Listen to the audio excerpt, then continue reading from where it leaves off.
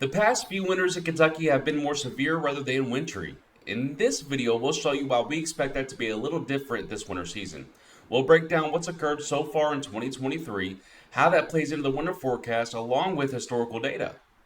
And we'll use that combination of information to create our winter outlook. Ladies and gentlemen, this is the Weather Now Kentucky 2023 WinterCast presented by State Farm Jarrod Swift.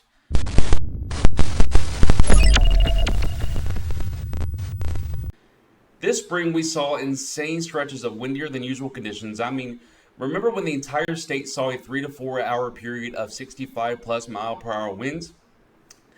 We thought that's got to be it, right? Man, were we wrong, because severe conditions continued all the way through March, April, and May. We got to June, and I remember saying, okay, this is break time, because typically summer in Kentucky is just boring and hot.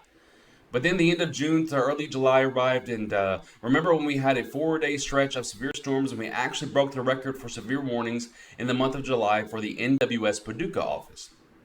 And we got through July, only for August to go ahead and break records for rainfall amounts within a 72-hour period. Mayfield got entire summers of rain in a 72-hour period. Are we noticing a trend yet?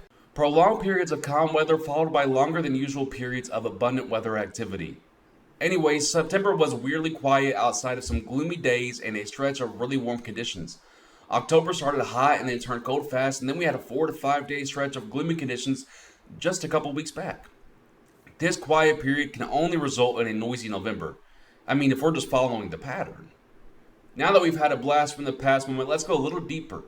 We need to find comparable years to what has occurred so far this year. We need to look at the multivariate ENSO index, aka MEI. This is used to characterize the intensity of an El Nino Southern Oscillation event. El Nino is a climate pattern that describes the unusual warming of surface waters in the eastern Pacific Ocean. El Nino is the warm phase of ENSO. La Niña is the cool phase of ENSO. The MEI tool breaks down sea pressure, surface winds, surface temperatures, sea temperatures, and cloudiness. Why is all of this important? All of these parameters directly reflect and affect our weather pattern now and heading into the winter months.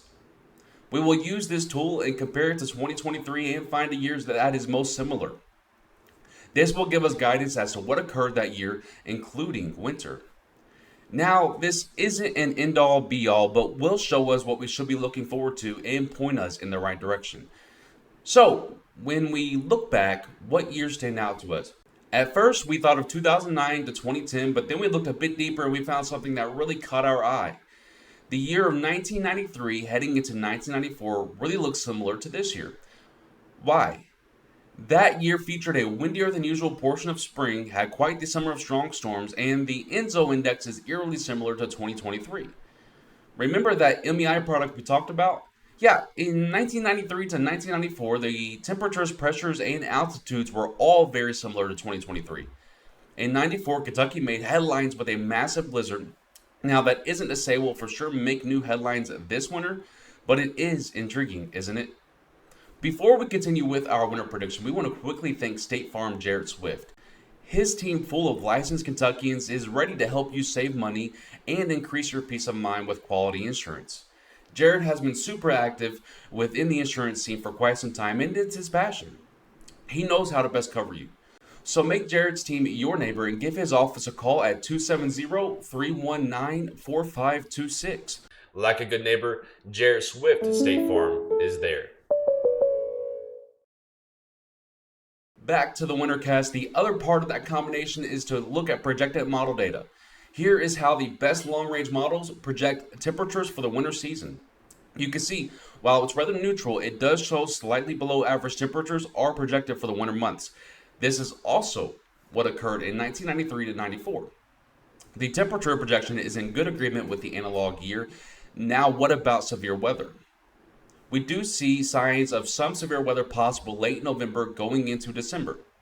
As multiple cold shots arrive into our area, warm and moist air will be present from the Gulf of Mexico. This conflict in air masses could lead to strong to severe storms at times. In the deeper portion of winter, this combination would actually lead to phasing events. Basically, events that start as rain and transition to snow or sleet. This is also very comparable to how 93 to 94 trended. We've reached the portion of the video that I know everyone's just been itching for. Here's our official winter forecast. We project slightly below average temperatures for much of Kentucky, and we are also expecting lower than usual sleet and slightly higher than usual freezing rain or ice. The average snowfall in Kentucky is about 8 to 12 inches for the entire season. We do think 1 to 2 winter storms are likely, which is why we project slightly higher than average snowfall for the Commonwealth. WinterCast 2.0 will be dropping just after Thanksgiving, so follow our socials to keep an eye out for that. I'm George Herbig with WK. Until next time, stay safe, Kentucky.